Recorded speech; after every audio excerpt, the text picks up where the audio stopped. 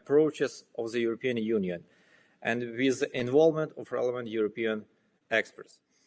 The state strategy will be one of the key planning documents for the reconstruction and recovery of our regions after the war. The war that is currently going on our land is causing great damage. People are being killed by shelling, social and critical infrastructure is being destroyed. Due to active hostilities, it is currently difficult to make this final estimation, to estimate the damage and calculate the amount of financial losses, as the situation is changing every minute and losses are growing. But for today, more than 100,000 objectives of social and critical infrastructure were destroyed in 100 communities and in our regions. Ukraine has recently submitted its application for the EU membership. My ministry was responsible for answering the questions on Ukraine's regional policy, which was designed and is actually functioning in accordance with the EU cohesion policy principle and fundamentals. We count that the European Committee of Regions support in building the capacity of Ukrainians multi-level governance system for regional development and complete this harmonization of our regional policy with the requirements of the EU membership. In addition, we need committee support in Ukraine, and our priority is, of course, in Ukraine becoming the EU member and decisively condemning Russia's aggression against Ukraine. In modernization Ukraine during its accession to the EU membership. In blocking the Russian Federation in all international institutions and events. In assisting us to design of a new state regional policy of Ukraine given the challenges associated with the war. In implementing of investment project to rebuild the infrastructure of Ukrainian regions, launching the projects to support IDPs. In preparing recommendation based on international experience of post-war reconstruction and successful transformation of European regions. Every core-member's support really counts. European regions and communities can assist in rebuilding and recovery of its Ukrainian counterparts already now, right now. They may choose to work with individual Ukrainian regions and communities to rebuild critical infrastructure, provide any other support and greatly needed in these difficult times. Now we are collecting the needs for reconstruction as well as a catalog of best practices in urban planning, practices from across the European Union, because our priority and our approach to build back better. We know to rebuild our cities, our communities on an absolutely new approach. And EU cities and regions can help Ukraine rebuild its schools, hospitals, urban infrastructure starts today. We may establish the systematic mechanism of consultation and twinning between Ukrainian cities and European cities and regions with involvement of appropriate government institution. As our ministry, we can and may assist this twinning communication between our regions and communities with the European one. Our goal is victory, and our path of reform and modernization is steadfast. We aim not just to restore destroyed or damaged territories, but we'll make every effort necessary to entirely transformation our state in a new European country. We look forward to committee support and fruitful cooperation of European region. Thanks you for your attention. Thank you very much, Mr. Lukeria, for bringing us a little bit closer to this what's really needed. And now our next speaker is Ms. Dorothy Allen-Dupré, representing OECD Center for Entrepreneurship, Small and Medium Enterprises, Regions and Cities. They have been working in Ukraine for many years, providing extensive research and technical assistance mechanisms. We are looking forward to hear her views on the current needs in reconstruction and the principles this process should be following. Ms. Alain Dupré is also connected remotely. Please press the speak button and the floor is yours. Thank you. Thank you, Chair. Thank you to the Committee of the Region for your invitation to participate in this working group on Ukraine.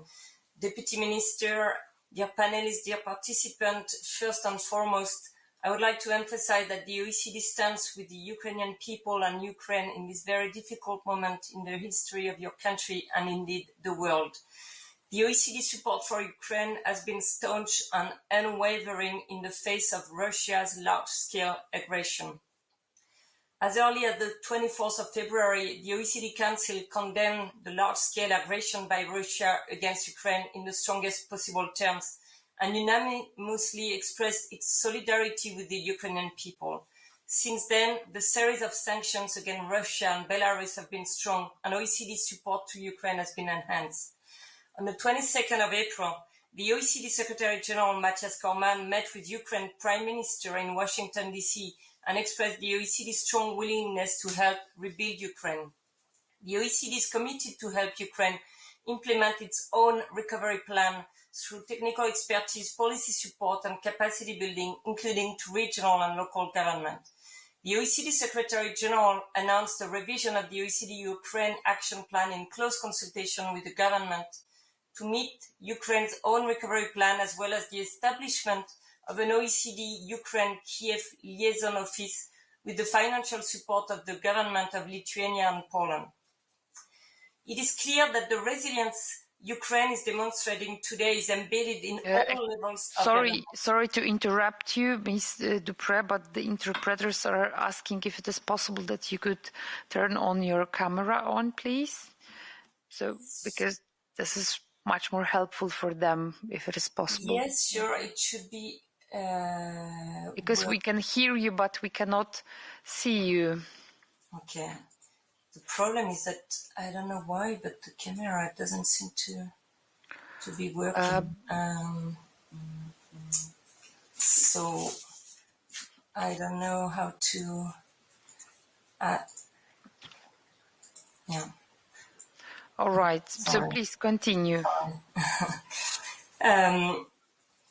Okay. So since 2014.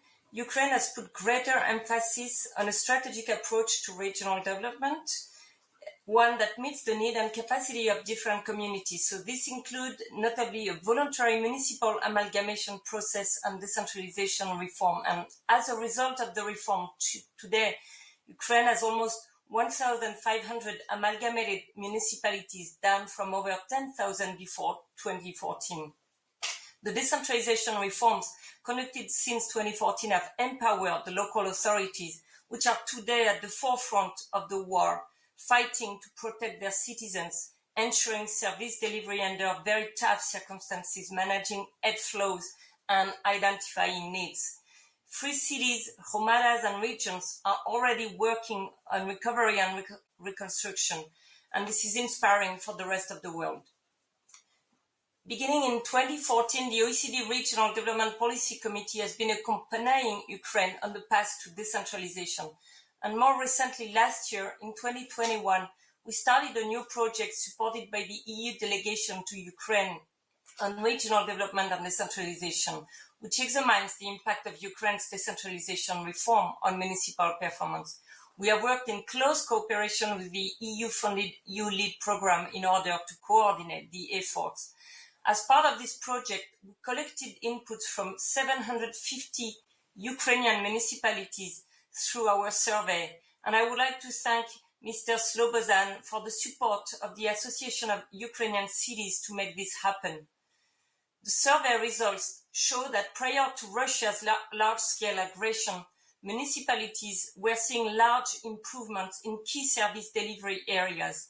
For example, 80% of municipalities reported that the quality of administrative service delivery had improved since 2014.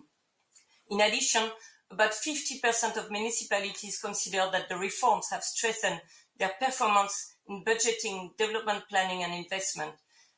These stronger capacities will help support Ukraine's recovery from the devastation brought by Russia.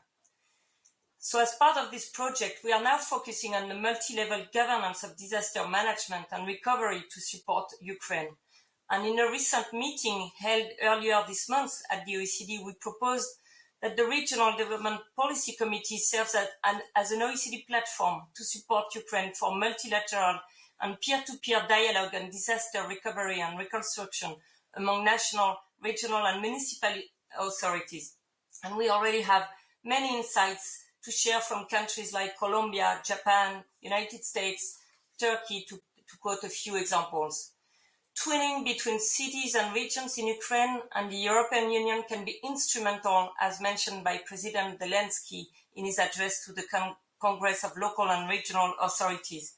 We strongly welcome the proposal of the Committee of the Region to launch an alliance to provide Ukraine's regional and local authorities with the practical support that they will need over the coming years to rebuild Ukraine in Europe.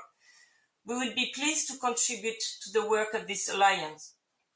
And to finish, there are just a few insights that the OECD promotes to support a sustainable recovery from disasters which can support Ukraine recovery. Let me just highlight 4.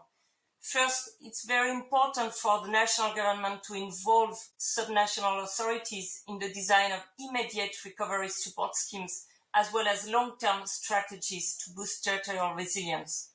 Subnational governments are best placed to identify the urgent needs of local residents, as well as more long-term development challenges. Second, for infrastructure investment, it is critical to adopt a territorial approach and not a pure sectoral approach.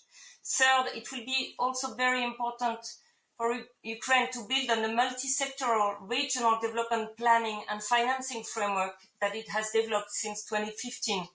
It is what Ukraine is currently doing, as mentioned by Deputy Minister Ivan Lukeria.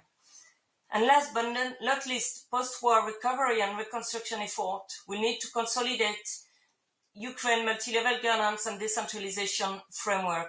The priority here includes leveraging existing coordination mechanisms such as the Congress of Local Authorities and Regions and the Interdepartmental Coordination Committee for Regional Development to track progress and facilitate cross-government dialogue. So to conclude, let me again emphasize that we stand with Ukraine and that the OECD is ready to support Ukraine in all possible ways in the reconstruction and the recovery during and after the war. Thank you very much, and Slava Ukraini. Thank you very much, Ms. Alain Dupré. And now we are continuing with some international expertise. The next speaker is Mr. Janez Šušterić. He is a former Slovenian Minister of Finance, working since many years as a senior consultant, inclusively in Ukraine for the past 2 years.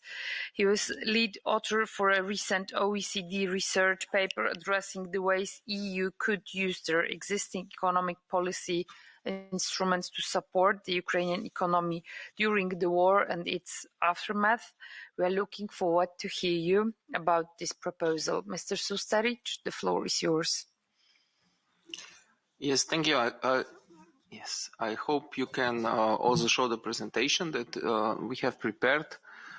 First of all, let me start by who we are. We are a group of experts who have worked in Ukraine in different capacity, and we started thinking about making some proposals for economic support at this time. But the paper is written in our personal capacity, so we don't actually represent an association or organization, and therefore we are even more grateful for you for inviting us here. Now, if we see the first slide, the next one, please. This is what the two proposals are that we make in the paper, which will also be, I think, shared with you as well as the presentation. One proposal is the proposal intended to reduce the risks of layoffs and business closures in the current situation, which could be a EU-financed job retention scheme. And then the second proposal is intended to strengthen the ties between the Ukrainian businesses and EU businesses already now. And that could be simply opening up the voucher schemes and cooperation grants that already exist in the EU to Ukrainian participants and beneficiaries. Please, next slide. So we made these two proposals thinking on the experience that we had in the EU and the instruments that we already have in the EU, and what of that could be used as soon as possible to focus or to bring into the focus also the issue of supporting the businesses which are now operating in Ukraine and to help them sustain through this time and then to recover quicker. And we can go to the next slide.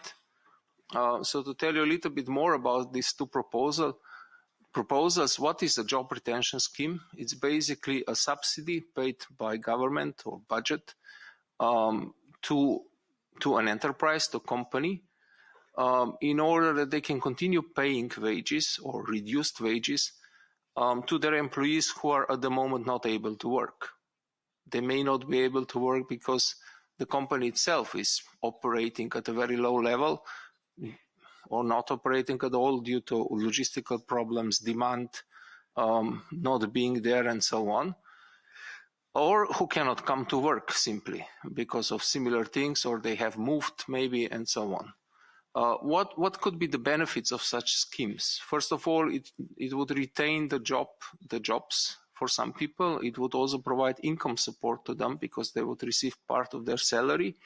It would reduce the cost of keeping the employees on the payroll to companies, so it could avoid some bankruptcies and closures, and it would preserve the economic capacity, at least to some extent, so that it can restart quickly after, as soon as the conditions allow, and it could also facilitate, we think, a quicker return of displaced persons and refugees.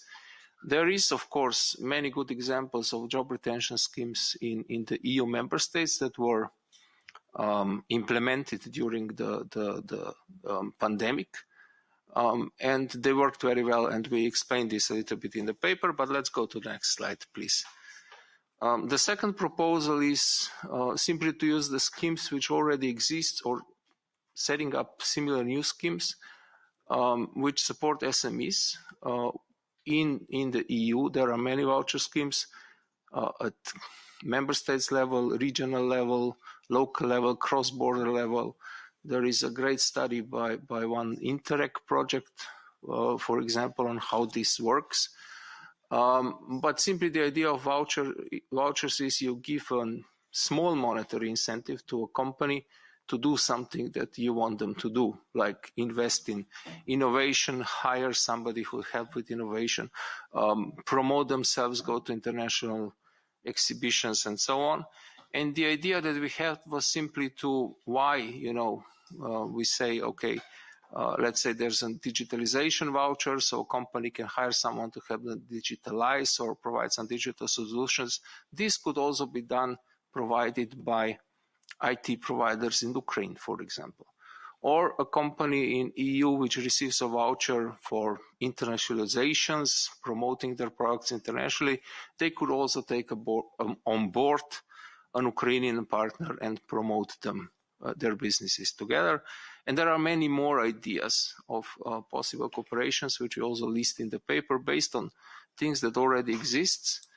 And as we were told by when we talked with some business associations in Ukraine, that support for networking and making larger clusters would also be needed. So therefore we added to this voucher proposal also a proposal for grants for setting up broader business partnerships and clusters, which already also exists, of course, as we all know, in the EU, and they could look for partners in the Ukraine. And the benefits, of course, of this could be first of all, starting, enabling some cooperation, reorientation of Ukraine, helping reorient Ukraine businesses to the EU market, where anyhow the Ukrainian future is, and maybe in a bit longer term also to create sustainable value chains, cooperation networks, and so on. Now, let me conclude. There are two more slides. One is about what support from the EU level would be needed. One is, of course, financing regarding the job retention scheme, financing or partly financing it. We actually thought it could be done with the same instrument that we used in the EU, the SURE fund, but that leads to a lot of complications. So maybe there's a different source, but we didn't go deep into that. And of course, for vouchers and similar schemes, they're already very prolific in the EU. So the EU level here could mainly be engaged with promoting the idea, exempting from state aid, and maybe some small co-financing to encourage member states or municipalities or regions to go into this direction. Finally, the last slide, yes. Of course, there's a lot that Ukrainian municipalities could also do to support these measures or instruments. With the job retention, information is crucial. I helped design such scheme in Slovenia, and for us it was really the most important thing to understand what's the situation of businesses, what type of support, what type of criteria would be the most effective. That cannot be done on paper, and it's different for every country, and of course it will be very different for Ukraine. And there's even greater potential to help with these potential voucher schemes, to identify beneficiaries, potential partners on the Ukrainian side, help them apply, help them coordinate between themselves, maybe make small networks and cooperate with partners from the EU. So thank you very much. These are at the moment only two proposals made by experts, but we are very pleased that they have already received some attention, and we're certainly willing to work further on that. Thank you very much. Thank you very much, Mr.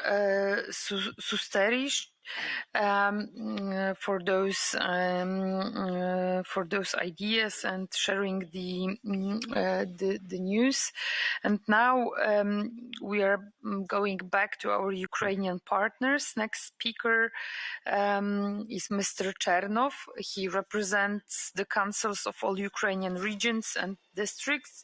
He has also been a long-term member of CORLIP and a member of the Ukrainian delegation to the former Core Task Force on Ukraine. Mr. Chernov will speak about the current and future reconstruction needs of the regions he represents. Mr. Sergei Chernov, a member of Kharkiv Regional Council, are you with us? The floor is yours. Please press the speak button.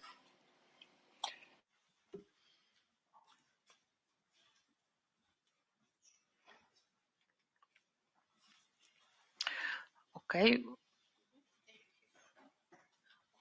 No, we have Mr. Alexander Slobodan, and who is the next speaker. And now we would like to, I see that Mr. Chernov has raised his hands. Maybe technical services could help us. Just please press the speak button, Mr. Chernov.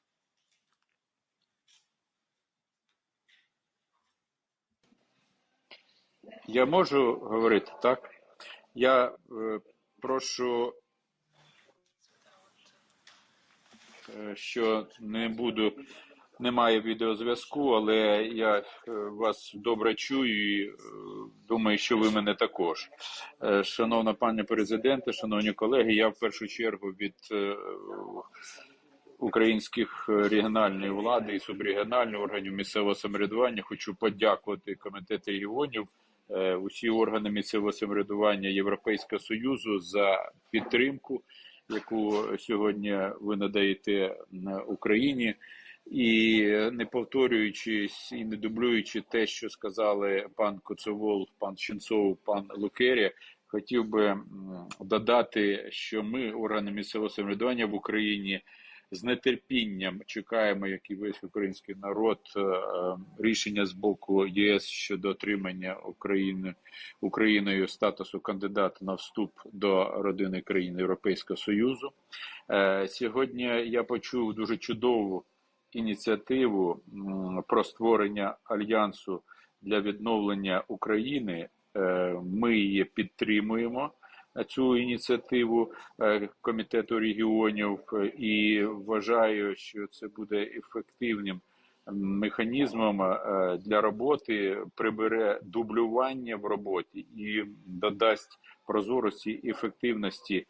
І ви знаєте, як говорять у нас в народі, щоб не було такої ситуації, коли працюють усі, але координація відсутня. І часто говорять так, що десь густо, десь пусто в допомозі. Я думаю, що Альянс якраз зможе цю роботу зробити структурованою і ефективною. Наступне, хотів би сказати, що нам, Українська асоціація районних і обласних рад, було б дуже комфортно співпрацювати якраз з Комітетом регіонів Європейського Союзу та Альянсом. Скажу, що ми не домовлялися, але паралельно при Українській асоціації районних обласних рад в координаційному центрі, який працює з 15 лютого 2022 року з питань територіальної оборони, зараз створюється інформаційно-аналітичний центр. Там буде 120 операторів з тим, щоб отримувати зворотній зв'язок з базового рівня від людей.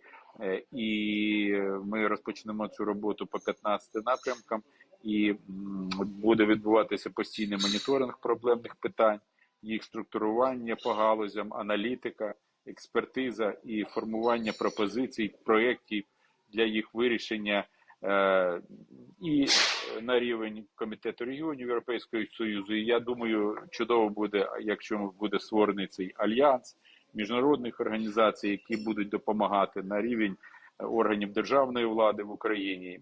І я думаю, що це буде таким важливим підґрунням для державної влади в Україні і нішу якраз таких малих населених пунктів, таких питань, які необхідно, доповнюючи все те, що робить держава, прикладати додаткові зусилля.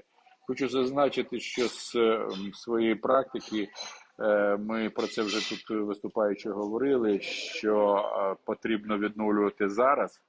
Ну, в першу чергу ми вважаємо, що в першу чергу на територіях, особливо які звільнені, були раніше окуповані, це подати питну воду для людей, електроенергію, треба готуватися до зими, і це велика кількість питань складних, які треба вирішувати. Безумовно, виступаючи переді мною, дуже слушні пропозиції, говорила про підтримку малого і середнього бізнесу, і ці програми нам дуже потрібні, бо вони будуть сприяти створенню робочих місць. Наступне питання, що потрібно відновлювати після війни.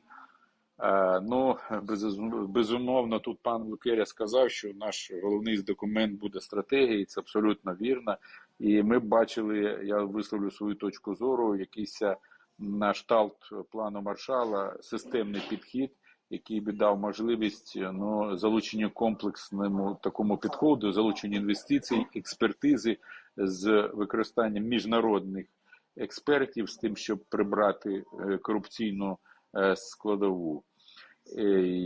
Які міжрегіональні сьогодні відмінності в потребах? Ну, у нас 3 категорії є сьогодні регіонів і громад, які окуповані, звільнені і там, де є переселенці. І на кожну категорію, безумовно, є необхідність сьогодні допомагати, є своя специфіка, і ми детально направимо свої пропозиції до Комітету регіонів і надіємося на їх підтримку.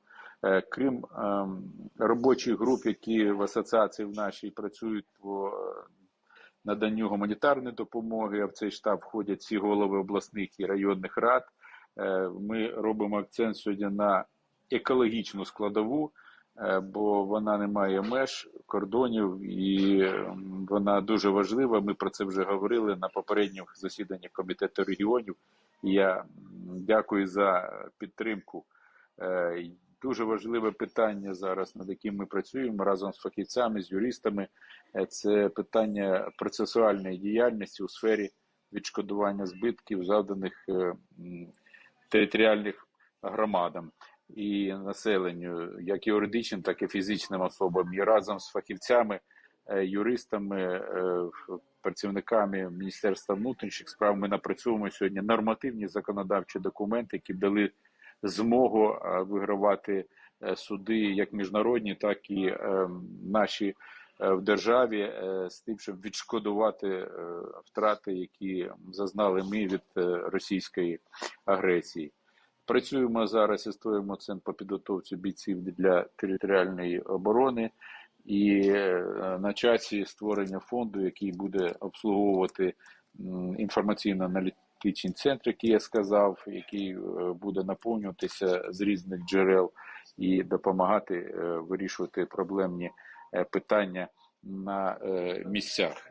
Я хотів би сказати про те, що альянс, який створюється, він в перспективі буде дуже ефективним для транскордонного співробітництва, і хотілося б, щоб якомога скоріше така структура була створена, і ми були б, Українська асоціація районних обласних рад, надійним партнером, наш інформаційно-аналітичний центр, якраз альянсу, і ми б дуже зробили багато корисних справ. Я ще раз дякую всім без виключення за підтримку, за все, що ви робите, і разом ми обов'язково переможемо. Слава Україні!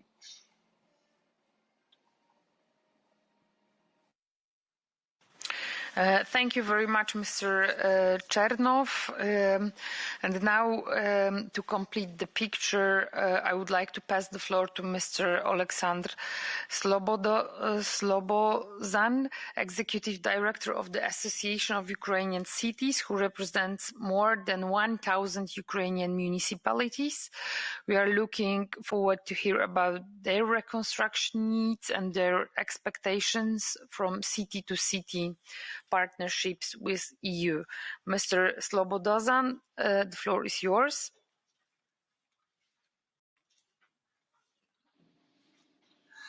Доброго дня, шановні пані та панове. По-перше, хочу подякувати від імені українських муніципалітетів за сьогоднішню таку важливу зустріч і можливість такого обговорення. Відповідно, ви зазначили про те, що українські муніципалітети чекають на відновлення. Сьогодні було зроблено багато зустрічей, Сергій не працює це.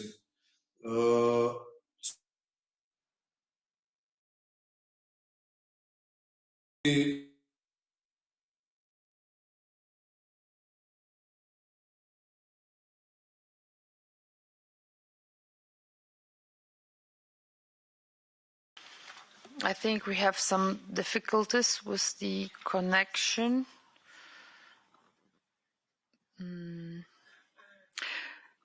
All right, so we...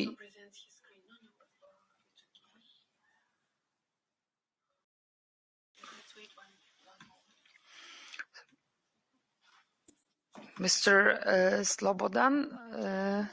Ви мене чуєте? Yes, please. Please, move on. We can hear you. Шановні пані та панове, дуже вдячний від імені українських муніципалітетів за надану можливість. Як було правильно зазначено, всі вони чекають прийняття сьогоднішніх рішень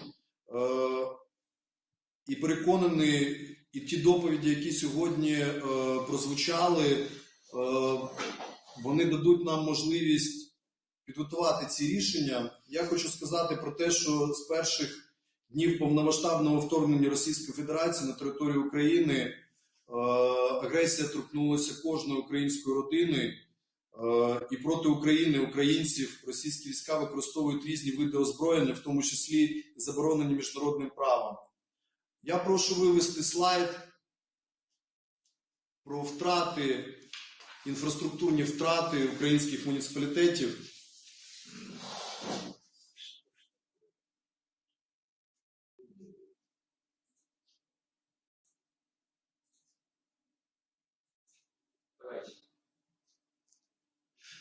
На сьогоднішній день Асоціація міст України об'єднує 981 муніципалітет, в яких проживає близько 90% українців.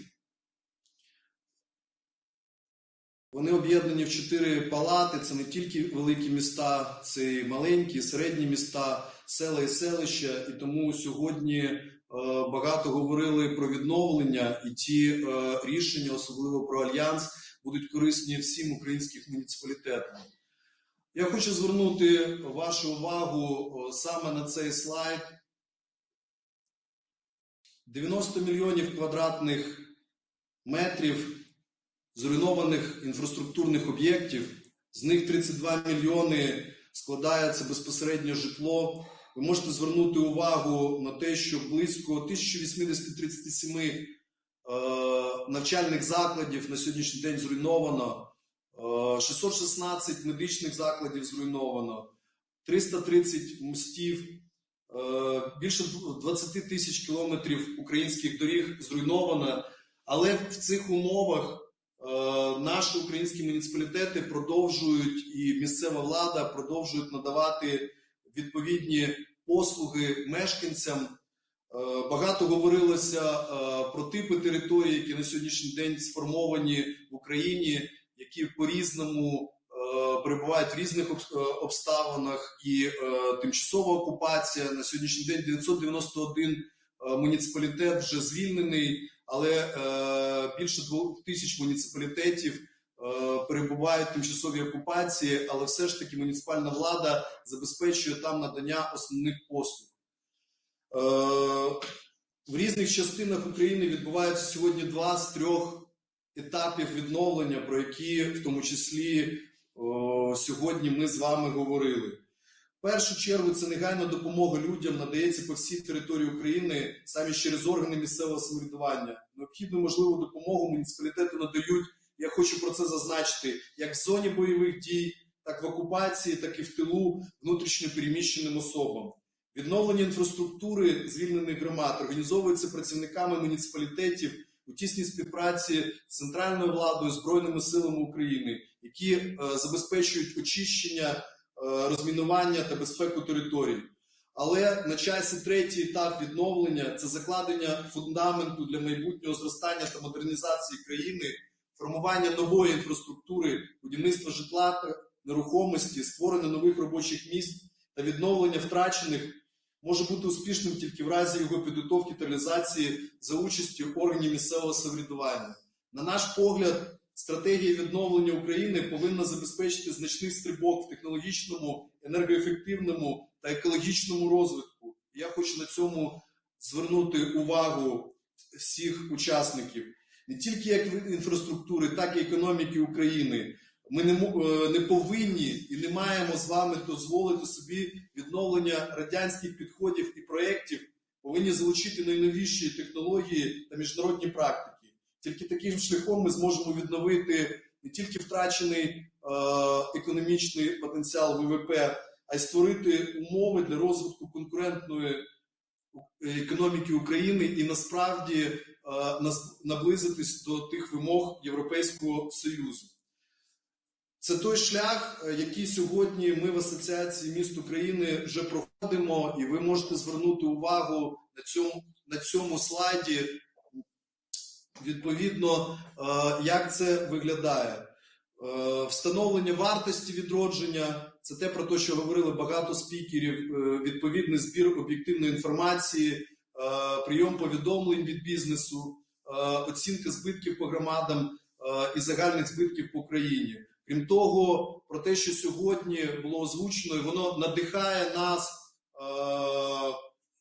на те, що є величезні перспективи і про озвучений альянс, і відповідно про концепцію, і всі спікери про це говорили і розкладали детально створення нового обличчя України, підготовка до затвердження цієї формули відродження, який може стати оголошений альянс. І, звісно, пошук джерел фінансування. Тому дуже актуальною є презентація сьогодні щодо Європейського альянсу міст і регіонів для відбудови України, за яку я хочу ще раз окремо подякувати. Ми сходимося в позиції, що проведена в минулі роки децентралізація тісно пов'язує ефективне відновлення на вищому технологічному, енергетичному та сервісному рівні всіх громадян. З роботою муніципалітетів, відповідно, відновлення сіл, селищ і наших містечок. Ми спільні в тому, що Україна зобов'язана використати досвід держав-членів Європейського Союзу, досвід Комітету регіонів у відбудові та розвитку забезпеченням рівноправного співробітництва на місцевому та регіональному рівні. Створення Комітету регіонів та Асоціації міст такої спільної платформи Європейського альянсу міст регіонів для розбудови України, на наш погляд, буде зрозумілим всім учасникам, і громадам, і інвесторам, і донорам, і які працюватиме, як вже про це зазначалось, прозоро та відкрито, і забезпечити напрацювання стратегічного плану відбудови, координацію всіх зацікавлених структур, мобілізацію ресурсів власних, українських, партнерських, інвесторів, кредитів і донорів, забезпечення справедливого розподілу, і це дуже важливо, справедливого розподілу та ефективного використання закумульованих ресурсів для всіх громад, які їх потребують, супровід та контроль реалізації запроваджених з його участю проєктів. Звичайно, після перемоги ми будемо запроваджувати нові стандарти, і вже про це я говорив.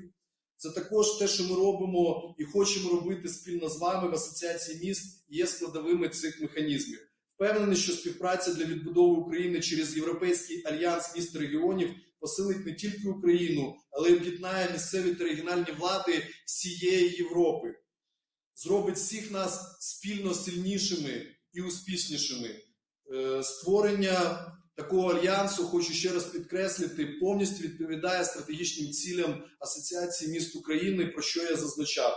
Тому я впевнений, що ми як асоціація можемо представити українську сторону місцевих влад в ньому, адже ми об'єднуємо не тільки великі міста, а й маленькі міста, села і селища, які дуже постраждали внаслідок російської агресії.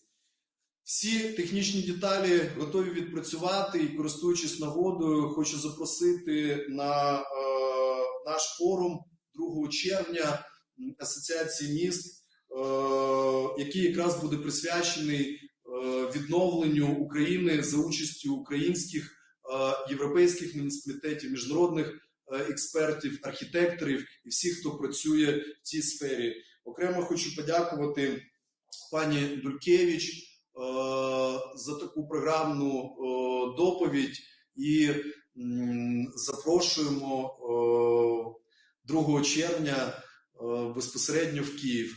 Дуже дякую всім за увагу, спільними зусиллями до перемоги і до відбудови.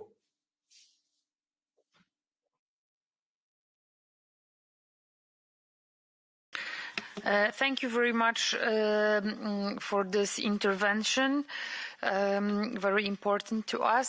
And now we have like 7 minutes for exchange of the views with the members. First on the list I have Mr. Valdas Benkunskas. Valdas, the floor is yours. And then we have Mr. Dexter.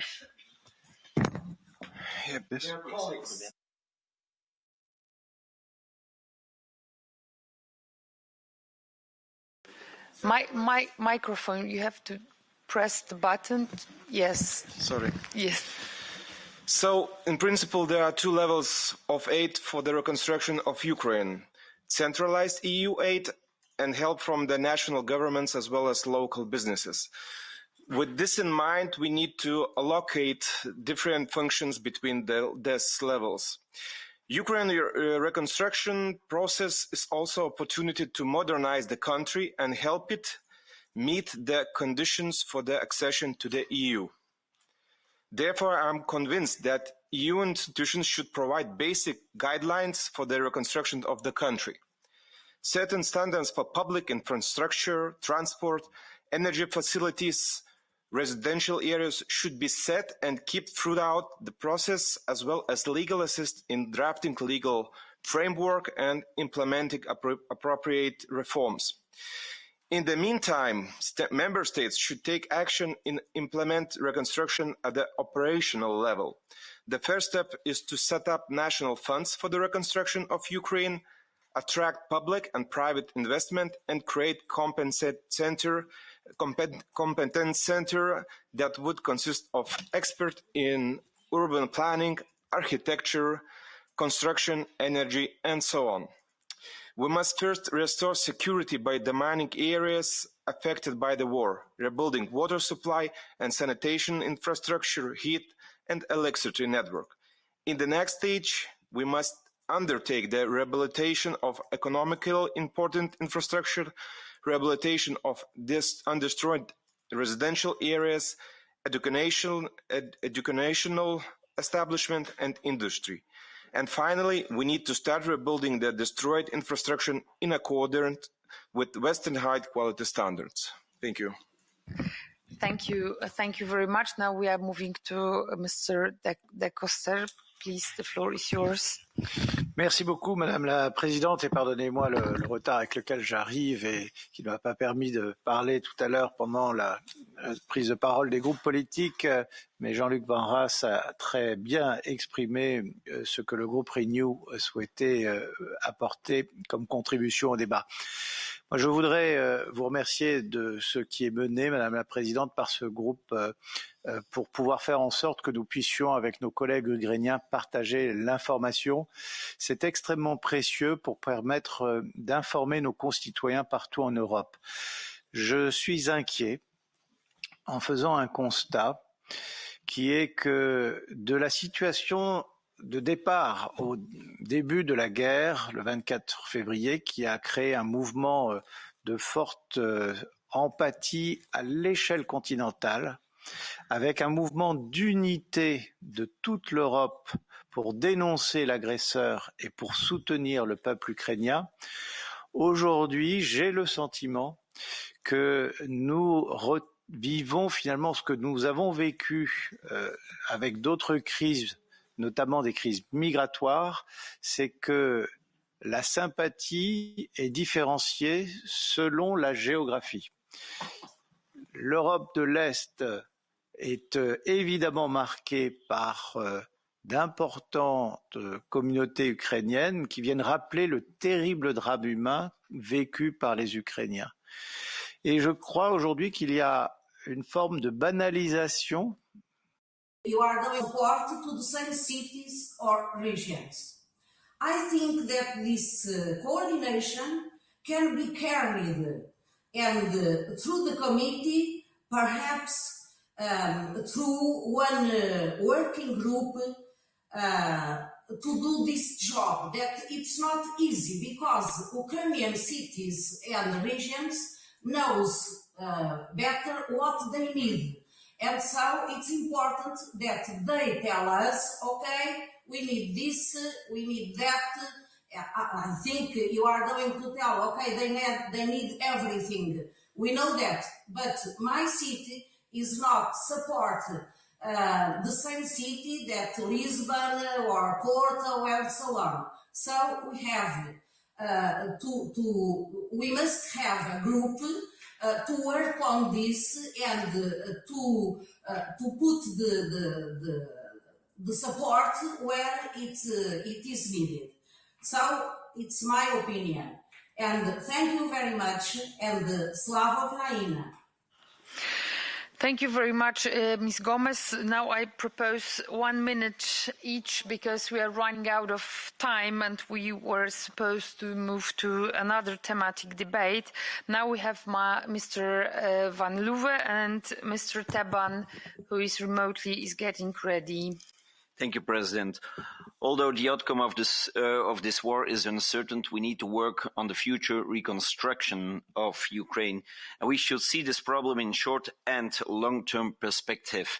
Long-term vision is already needed at this moment. The CER is in good position to help matchmaking the regions from the European Union and Ukraine, and by this twinnings help Ukraine to reconstruct. As part of the European Union's solidarity response with Ukraine, the Commission presented a set of action to help Ukraine export its agricultural produce. Following Russia's invasion of Ukraine and its blockade of Ukrainian ports, Ukrainian grain and other cultural goods can no longer reach their destinations here in the European Union. The situation is threatening global food security, and there is an urgent need to establish alternative logistic routes using all relevant transport modes. With this communication, the Commission sets out an action plan to establish solidarity lanes to ensure Ukraine can export grain, but also import the good it needs, from humanitarian aid to animal feed and fertilizers. Thank you. Thank you very much. And now we are moving to Mr. Adrian Teban. 1 minute, please. Thank you, Madam Chair. As a representative of the small urban in Romania and president of Romanian delegation, I want to underline that we must organize meetings and establish tight contacts between small urban communities from Ukraine and from their counterparts in the EU member states, but most especially in the neighboring countries as Poland or Romania. Also in the near future, following Ukraine's candidature to be a member of the EU, we envision to bring about more cooperation and dialogue in the light of cohesion and post-war reconstruction between small urban communities in Ukraine with representatives of such small towns in the Committee of the Regions. In Romania, we are working on a series of meetings with the representatives of Ukrainian small towns in order to deepen our relation, also focus on the most urgent matters. I think that city-to-city approach in the collaboration is very important, and coordination of this collaboration has to be done by national association, and I greet Mr. Alexandru Slobodan for this intervention today, and I'm looking forward to work with him in the future. Thank you. Thank you very much. And now we are moving to Mr. Molinos and then Mr. Jadla. 1 minute, please. Thank you, Ms. President. I wish to stress that twinnings, partnerships, cooperation between EU local authorities and Ukrainian ones should be increased so that direct support from local authorities. Microphone is off. Can be established for the reconstruction. European think tank, the Center for Economic Policy Research, laid out a 3-step plan in its publication Blueprint for the Reconstruction of Ukraine, restoring safety, rapid revival of the economy, and building new housing, schools, and hospitals. Some legal and financial tools to facilitate practical cooperation, how to proceed with payment, for example, may need to be proposed. And as a last comment, I wish to pinpoint that if there will be a brand new relations and twinnings, there also could be relations based on multilateral cooperation, leaning on already existing ones, as some EU local authorities have had special relation with Ukrainian local authorities from some time now. They could serve as a base for multilateral actions. I think especially Bourgogne-Franche-Comté, my region, and Rhénanie-Palatinat having a quadripartite partnership with Opole regions and Central Bohemia that could be the base for some new wider partnership, as Opole has long-term relationship with Ivano-Frankivsk Oblast and Central Bohemia with Kiev, for example. So I think this should be also help to build new twinnings or at least cooperation. Thank you. Thank you very much. And now Mr. Jadla and then Pavel Branda. Thank you very much, Madam President. I come from Estonia, and from my city is 100 kilometers to the border of Russia and 200 kilometers to the St. Petersburg. And last week Estonia visited 22 people delegation for the Zotomer region, and they have a lot of meeting with parliament, with different ministers, and I think one of the successful meeting was meeting with the Estonian Union of Cities and Local Authorities, and in this group was many of mayors, and of course we as cities can help not so much like we need, but if you have face-to-face discussion with the leaders of the region, what is more destroyed, and I think this message in these meetings are they need some act now. He must come back to his ruined cities and say that after 5 months is coming winter. What I must do, and really this was very useful discussions with different Estonian cities and different cities from the Zotomer region, and really I think this face-to-face meetings helps.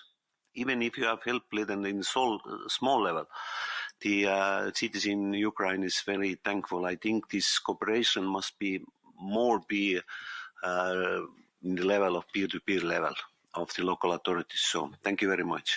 Thank you very much. Now we are moving remotely to Pavel Branda and then Mr. Bernd Voss. Thank you for the floor, Chair. We are aware that the hardest part would be the reconstruction of the Ukraine's destroyed infrastructure, and as ECR, we support the creation of the recovery plan for Ukraine to revive Ukraine's economy after the war. We therefore support the suggestions also that the reconstruction package should include a set of reform measures designed to increase the quality and of decentralized public services and institutions in order to maximize the efficiency and aid and ensure that the people of Ukraine are its chief beneficiaries. Here, the EU regions and cities can play a very important role. We have heard from Mr. Slobodan how extensive the needs are. And while the resources needed for reconstruction exceed the possibilities of local and regional budgets, it is clear that these resources need to come from national or EU level. But our cities and regions can provide the much-needed peer-to-peer technical support and know-how to make these investments more effective and to rebuild better to higher, more resilient standards. We have also heard today from Mr. Goebbels that the Commission expects the CORLEAP to continue its practical cooperation. And I come from the Czech Republic, and during the Czech presidency, we're preparing an external annual CORLEAP meeting in my region, Liberec. And the next day, in cooperation with our counterparts associations of Ukrainian, Moldovan, and Georgian cities, we're preparing a special conference focusing on the topic of resilience, with special sections to be dedicated to the reconstruction of Ukraine. And I think this will give us a great opportunity to focus on these mechanisms. Thank you very much. Thank you very much. And the last voice during this debate, Mr. Voss, the floor is yours. Thank you, Mrs. President. Thank you, the previous speaker. And I think we regard the courage of the Ukrainian people in this dramatic time planning the rebuilding of the country. But I think for us from the European level, it must be clear the decision how it will be rebuilt is with the Ukrainian citizens, the Ukrainian politicians, the Ukrainian enterprises. Up to now, some financial decisions have been, and when I shall go to one point, then it's a program for science who came from Ukrainian, and a program that to prepare that they can go back. And in that way, I think we must have a look to the recognition of education and professional qualification of people who now come as refugees to the European countries, so that they have a good perspective to stay here or to go back and to rebuild the country. I think it's an important point. We have to have a look to. Thank you very much. Thank you very much. And now we are moving to our next thematic session. We will discuss how the EU can contribute to the reconstruction of Ukrainian cities and regions.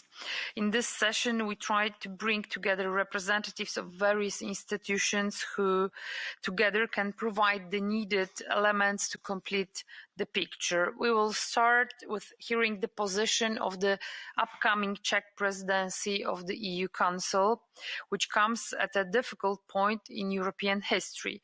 Ambassador Kurv first, who is the special envoy for the Eastern Partnerships at the Czech Ministry of Foreign Affairs, will open this session. Mr. Jaroslav Kurfürst, the floor is yours, and the ambassador is remotely connected. The floor is yours. Thank you. Thank you very much. And thank you very much for the invitation to this event. This topic, reconstruction of Ukraine, will be definitely one of the priorities of the Czech presidency, as Ukraine and the war will be one of the priorities. In Prague, we see that this is a sort of generational challenge. This is a historical thing we have to do right in Europe. And that's why we will work very closely and very intensively with the Ukrainian partners, European institutions, all other relevant international actors. And of course, we are so pleased that the Committee of the Region is actively contributing and working with the topic. The proof is today's event you organized.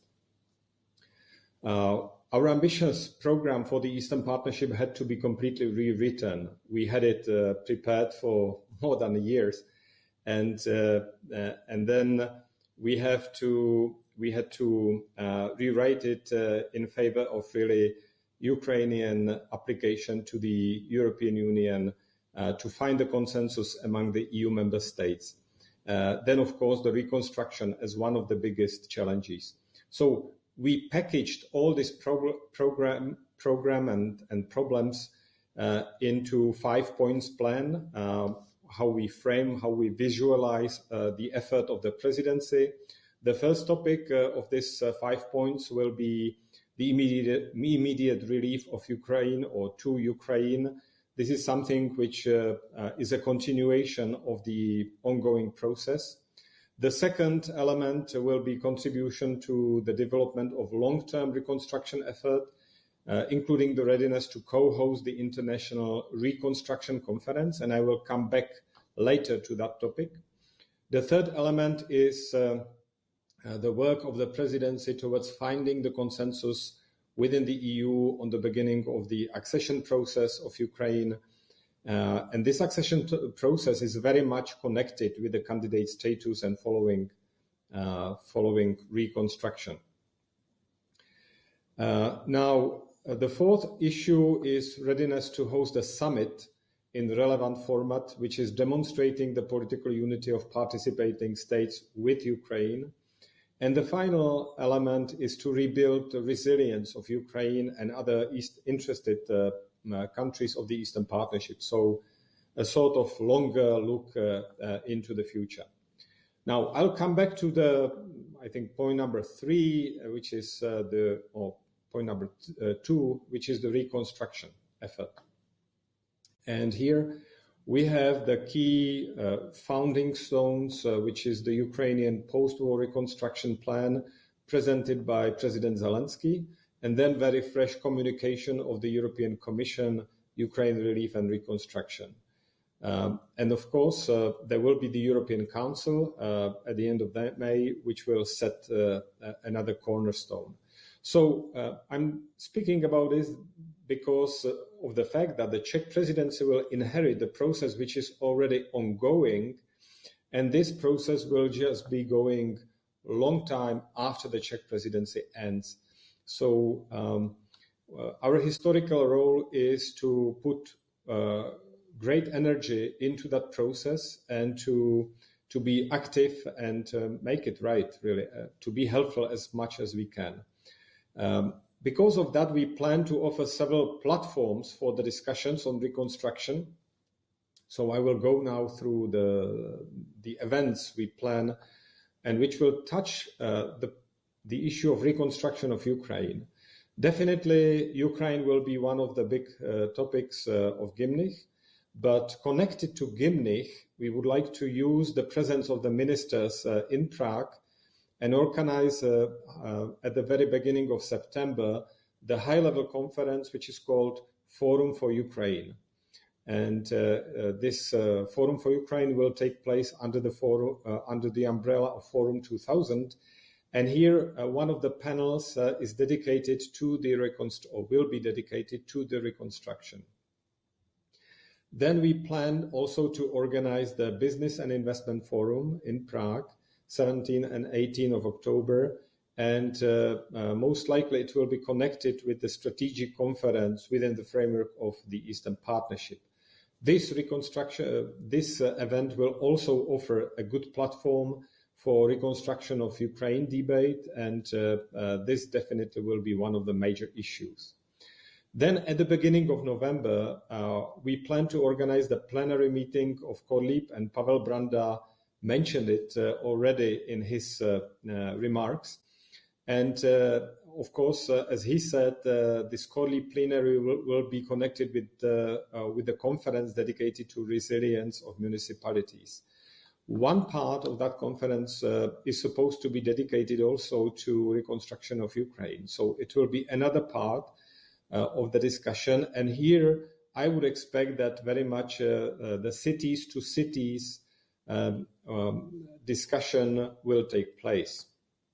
There are many good examples of cooperation between cities and cities, which is already in place. Definitely some Czech cities are really developed fantastic programs and helping the Ukrainian cities. But around Europe, we should have many examples of this cooperation, and for the future, a systemic aid should be developed. Then, as I said at the beginning, the Czech presidency will be ready to co-host the reconstruction conference. Of course, it should be fitting the context or where the debate will be with Ukrainian partners, of the European Council and effort of the European Commission, all this facility which now Europe is prepared to build around the reconstruction. So here we are ready to be really helpful as much as we can. We want to build on our experience. Maybe many of you know that Czechia many years was focusing on the public administration reform within the Eastern Partnership. And we were working with local and regional authorities on the issues of decentralization and others. So building on this relationship or experience, we can bring something to the presidency. Also, many Czech regions, but one, but all of them, all others have the partnership with Ukrainian regions. So this is another good contribution or point of departure. I believe we cannot wait until the end of the war because the conflict can be long and the reconstruction should be started earlier. And we have to mobilize this and unlock this local and regional level capacities.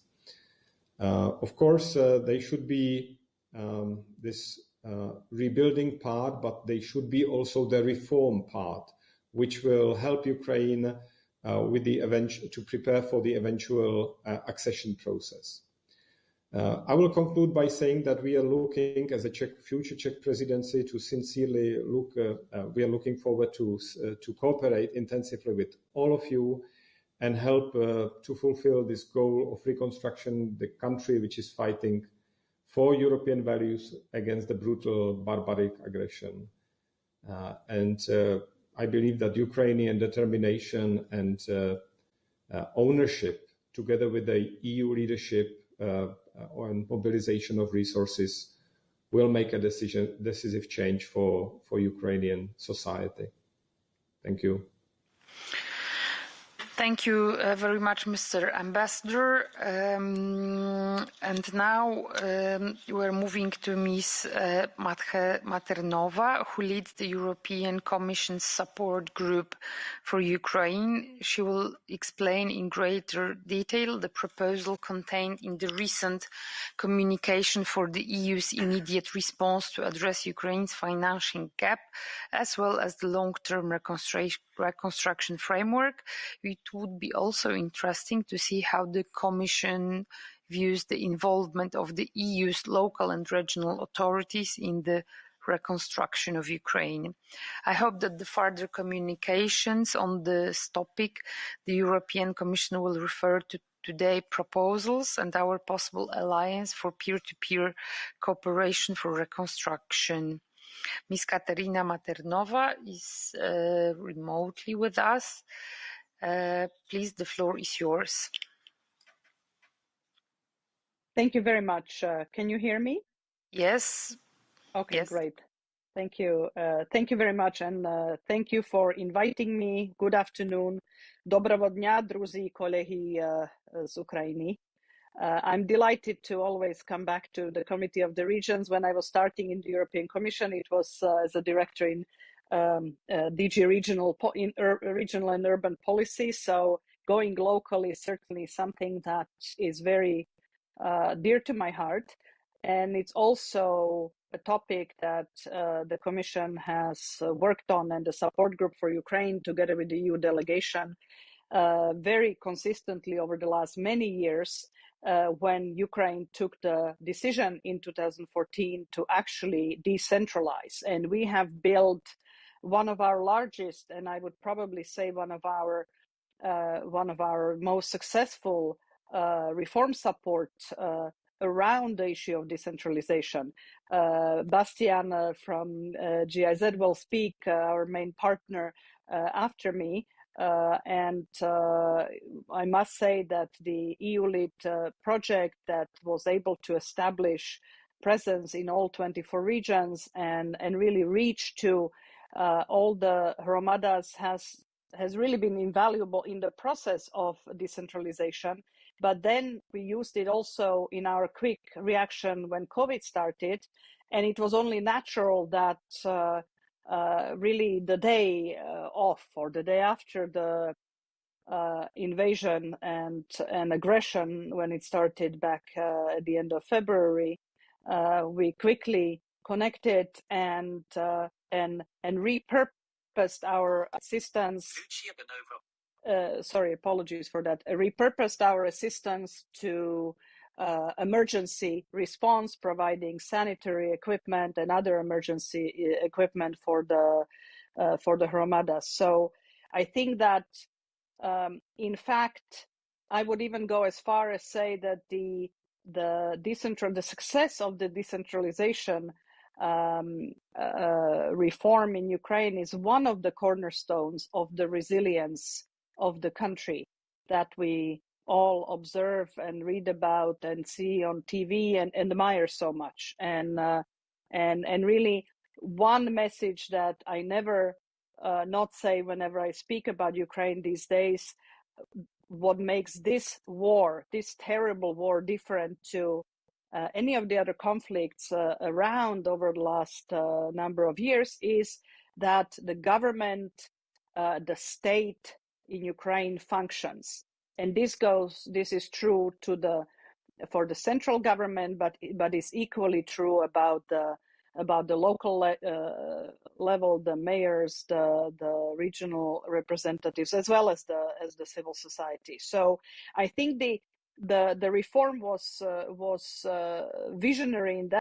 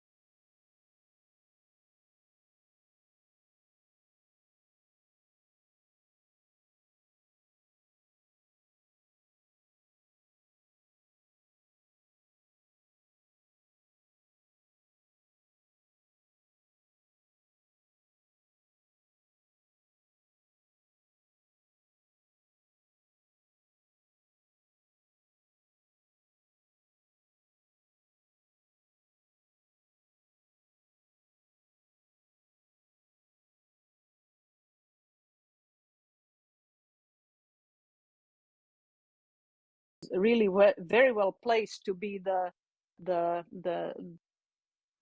really the, how would I call it, the facilitating exchange that would be able to do this this linking up, because the overall reconstruction needs are immense. What we have so far done is, to give you as an example, we are talking to our colleagues in GIZ on the EU LEAD program, and I think Bastian will talk more about it, about this idea of bridges of trust, which is aimed to create municipal partnerships and help some of the cities, because what we are trying to do with the EU LEAD is to concentrate on some of the smaller actors in Ukraine that may not be as visible to international donors, because part of the trick, or part of the tricky situation in Ukraine, apart from having, you know, shot at apart from bombing the parts of the country, is that a big portion of the donor community works through its own channels, and it's not necessarily always connected with the government in a way that one could channel the support from the outside to different places. So, I mean, there are stories of one town getting, you know, help from one, this, the other, and others being left out. So I think that what we are going to try to do in EU LEAD is to make sure that we concentrate also on the kind of partners in Ukraine that haven't been showered with attention from everywhere else, and what we are also now preparing, as President von der Leyen announced a package of, this was part of her announcement of 500 million euro support. This was about a month ago. A big portion of that is coming from the Neighborhood and Investment NDICI program from that DG NEAR manages, the support group for Ukraine. And there we are trying to work especially on IDP housing and services for IDPs directly through larger municipalities and cities. So some of our assistance will go via the central government, but other will also go directly through grants to larger municipalities that have, or cities that have the capacity to work with us directly, so we can actually spur both the local infrastructure rehabilitation as well as support for IDPs through two angles, from two sides. So those are currently our plans, and I can only strongly encourage the linking up, and we will be very happy to work with the Committee of the Regions on this. And I'm also very happy to hear Jaroslav Kurfürst talk about the plans for the Czech presidency,